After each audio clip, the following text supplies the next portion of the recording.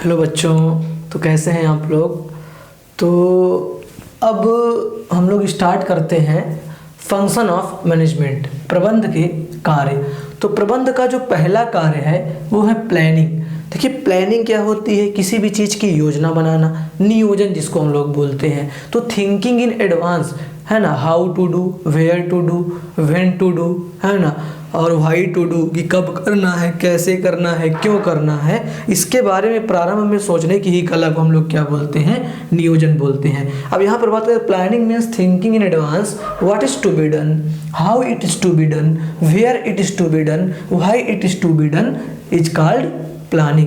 कि मतलब किसी भी वर्क को कब करना है, कैसे करना है, क्यों करना है और कहाँ करना है, इसके बारे में थिंकिंग इन एडवांस पहले से ही सोच लेना ही क्या कहलाता है, नियोजन कहलाता है, प्लानिंग कहलाती है।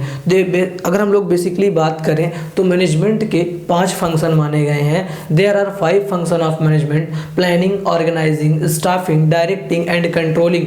तो अभी ये 2 फंक्शन है, इसके आगे हम लोग आगे के फंक्शन पे बात करते हैं। तो प्लानिंग क्या होती है, प्लानिंग किसी भी चीज़ को सोचना। और एक प्लानिंग होती है ना कि ये रिटन भी हो सकती है, ओरल भी हो सकती है, but it is only thought, यह केवल विचार है, अभी एप्लीकेबिलिटी नहीं होती है। तो प्लानिंग है, planning means thinking in advance what is to be done, how it is to be done, where it is to be done and why it is to be done is called plannings. ठीक, नियोजन भविष्य में होने वाली घटनाओं को प्रारंभ में ही सोचना कि क्या करना है, कैसे करना है, क्यों करना है एवं कहाँ करना है, ही क्या कहलाता है, नियोजन कहलाता है। तो मुझे उम्मीद है कि आपको प्लानिंग समझ में आ गई होगी। देन हम लोग नेक्स्ट में चलते हैं। सेकेंड फंक्शन जो मैनेजमेंट का है वो है ऑर्गेनाइजिंग। ऑर्गेनाइजिंग क्या है, involves assigning duties, grouping task, stabilizing authorities and responsibility relationship. मतलब इसमें बेसिकली क्या होता है कि ग्रुप टास्क जो होता है ना, उसकी जो क्या राइट्स हैं, उनके क्या ड्यूटी है, ये सारी चीज़ों को ना कॉम्बिनेशन करना, ये सारी चीज़ों को सोच लेना ही क्या कहलाता है, ऑर्गेनाइजिंग। किसको ड्यूटी, क्या किसको क्या ड्यूटी देना है, क्या लोग ग्रुप में क्या टास्क करेंगे, क्या बातचीत, स्टेबलाइजिंग अथॉरिटी किसको क्या दी जाएगी और किसकी क्या रिस्पॉन्सिबिलिटी, दायित्व और उत्तरदायित्व किसका क्या हो जाएगा, ये सारी चीज़ें हम लोग ऑर्गेनाइजिंग में देखते हैं।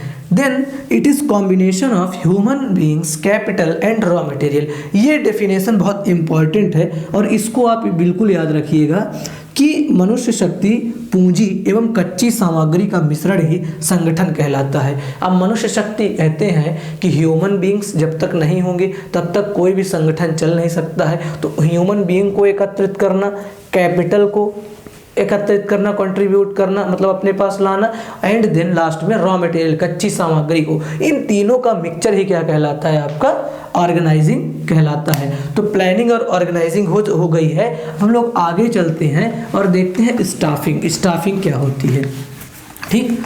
तो स्टाफिंग की अगर बात की जाए तो स्टाफिंग होता है finding the right person. Staffing third function है मैनेजमेंट का, स्टाफिंग। अब स्टाफिंग की अगर हम लोग बात करें तो finding the right person,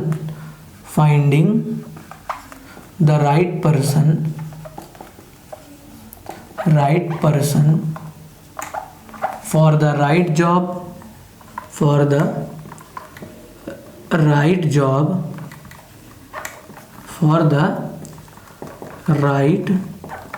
job, having the right qualification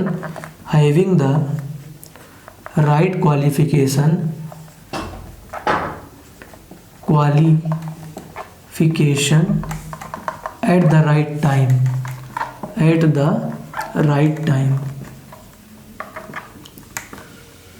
कि मतलब जो है सही समय पर सही व्यक्ति को संगठन में नियुक्त करने की प्रक्रिया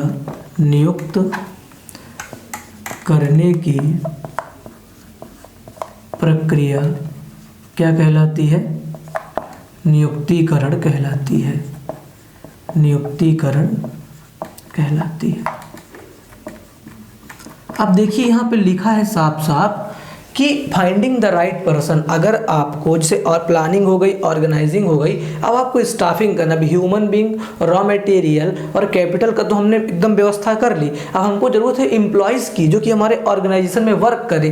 तो अब यहाँ पर देखिए क्या किया जा रहा है, ढूंढा जा रहा है right, finding the right person for the right job, सही जॉब के लिए, है ना। Having the right qualification at the right time. Right person का मतलब ये होता है कि अगर हमारा प्रोडक्शन डिपार्टमेंट है तो जो व्यक्ति प्रोडक्शन के बारे में जानकारी रखता है उसको उसी डिपार्टमेंट में दिया जाए। जैसे मान लो अगर हम कॉमर्स के हैं तो अकाउंटिंग हम ही अच्छी कर पाएंगे, मैथमेटिक्स वाला या नॉर्मल बायोलॉजी वाला अकाउंटिंग अच्छी नहीं कर सकता है। तो कहते हैं ना कि जिससे अकाउंटेंट की पोस्ट आती है तो केवल उसमें लिखा रहता है bachelor degree in commerce in any recognization university in India, कि केवल और केवल कॉमर्स वाले ही इस फॉर्म को फिलअप कर सकते हैं, इन अदर ट्रेड वाले इस फॉर्म को भर नहीं सकते हैं। तो basically right person for the right job. अब अगर हमने कॉमर्स पढ़ा है तो हमको अकाउंटेंट का काम मिले या ऑडिट का काम मिले तो हमारे लिए वो राइट जॉब वही हो जाएगी। हैविंग द राइट क्वालिफिकेशन, अब राइट क्वालिफिकेशन क्या है, हमारी कॉमर्स है, एट द राइट टाइम, सही समय पर। तो सही समय पर सही व्यक्ति को संगठन में नियुक्त करने की प्रक्रिया ही नियुक्तिकरण कहलाती है। ठीक, अब हम लोग देखते हैं इसके बाद हमारा डायरेक्टिंग। क्या देखेंगे, डायरेक्टिंग। अब डायरेक्टिंग को हिंदी में हम लोग बोलते हैं निर्देशन, और स्टाफिंग को हम लोग हिंदी में बोलते हैं नियुक्तिकरण। नियुक्तिकरण देखिए, जो डायरेक्टिंग होती है it refers to inspiring guiding and motivating the employees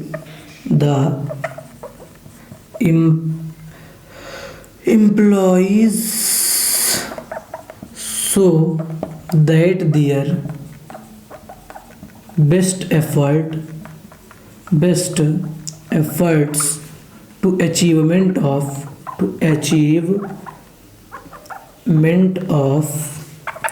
organizational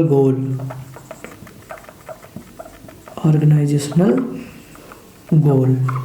ठीक, it refers to inspiring, guiding and motivating the employees so that their best effort to achievement of organizational goal। यह कर्मचारियों को प्रेरित करने मार्गदर्शित करने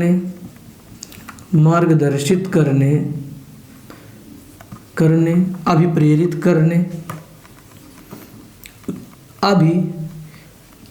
करने से संबंधित है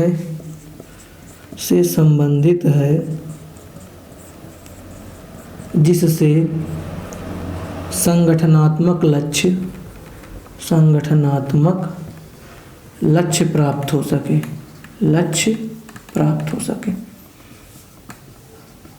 ठीक बच्चों, देखिए ये क्या है कि इट रेफर्स टू इंस्पायरिंग, किसी को इंस्पायर करना, गाइड करना, मोटिवेट करना, है ना, स्टिमुलेटिंग करना। बेसिकली क्या है ना कि जब भी एक डायरेक्टर जो होता है वो अपने कर्मचारियों को, अपने एम्प्लॉइयों को इंस्पायर करता है ना, मार्गदर्शन देता है, उनको गाइड करता है, उनको अभिप्रेरित करता है, मोटिवेट करता है, ताकि वो अपने बेस्ट एफर्ट के साथ वर्क को कर सके। कोई भी पर्सन मोटिवेट कैसे रहेगा कि जिस काम में उसका मन लग रहा है उसको वही काम दिया जाए, वो अपने आप मोटिवेट होकर काम करेगा। इंस्पायर मतलब कि उसको समय समय पर मोटिवेशन देते रहना, अच्छा परक्विजिट्स देना, अच्छी सैलरी देना, वेजेस देना, जिससे वो अपने आप जो है मोटिवेट रहेगा और मन लगा के आपके ऑर्गेनाइजेशन में काम करेगा।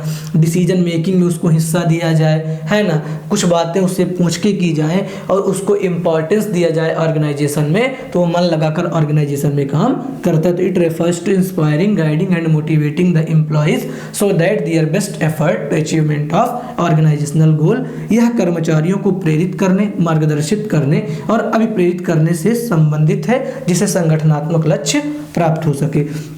तो उम्मीद है कि आपको स्टाफिंग और डायरेक्टिंग अच्छे समझ में आ गया होगा। आप इसका स्क्रीनशॉट ले सकते हैं। और अब हम लोग चलते हैं आपके लास्ट फंक्शन की तरफ, जो कि हमारा कंट्रोलिंग है। तो कंट्रोलिंग बेसिकली हमारा लास्ट फंक्शन है, और इसको देख के आज का वीडियो में यहीं पर स्टॉप करेंगे, और आने वाले वीडियो में हम लोगों ने कोऑर्डिनेशन को अच्छे से कंप्लीट करेंगे। तो यहाँ पर देखिए जो फिफ्थ फंक्शन है वो है कंट्रोलिंग। कंट्रोलिंग को हम लोग हिंदी में बोलते हैं नियंत्रण, और इसका नियंत्रण बिल्कुल अलग है, जैसा आप सोच रहे हैं वैसा नहीं है। देखिए हम लोग कहते हैं प्लान्ड परफॉर्मेंस। अगर हम बात करें प्लान्ड परफॉर्मेंस की, तो इसको हम लोग बोलते हैं योजनागत प्रदर्शन। योजनागत प्रदर्शन।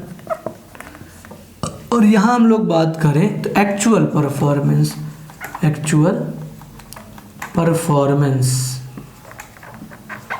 जिसको हम लोग बोलते हैं वास्तविक प्रदर्शन। देखिए बच्चों, प्लान्ड परफॉर्मेंस और एक्चुअल परफॉर्मेंस, ठीक है। जैसे मान के चलिए कि ये मिस्टर ए थे, और इन्होंने सोचा कि हमारा जो है 12th में 80% आएगा, लेकिन एक्चुअल परफॉर्मेंस क्या हुआ, आया इनका 75%। तो अब क्या है कि एक्चुअल परफॉर्मेंस और प्लान्ड परफॉर्मेंस में क्या करना, कंपैरिजन करना है ना। और कंपैरिजन करने के बाद यह निर्धारित करना कि जो हमने प्लान किया है वो हमको प्रदर्शन या हमको एक्चुअल परफॉर्मेंस वो हमारा रहा है या नहीं रहा है। और अगर नहीं रहा है तो क्या निकाला जाता है, डेविएशन निकाला जाता है, और उसको जो है कंट्रोल करके और आगे चल के सुधारा जाता है। तो basically planned performance to actual performance के मध्य क्या करना, कंपैरिजन करना कि हमने जो सोचा है वो हमको रिजल्ट मिला है या नहीं मिला है, और अगर नहीं मिला है तो उसको हम लोग कंट्रोल करें और इन फ्यूचर उसमें सुधार करें। तो बेसिकली ये हमारा कंट्रोलिंग होता है। अगर हम इसको लिखना चाहें तो योजनागत प्रदर्शन एवं वास्तविक प्रदर्शन के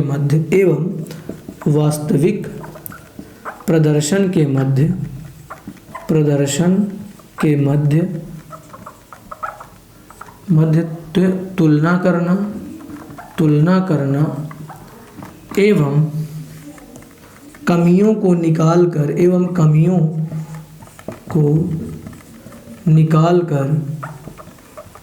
उन्हें दूर करने से है। ठीक, तो कंट्रोलिंग ये हो गई कि मतलब जो है कि जो भी चीज़ें हैं प्लान्ड परफॉर्मेंस और एक्चुअल परफॉर्मेंस, उसके मध्य कंपैरिजन करना और जो भी कमियां हो उसको दूर करना बेसिकली हमारा कंट्रोलिंग कहलाता है।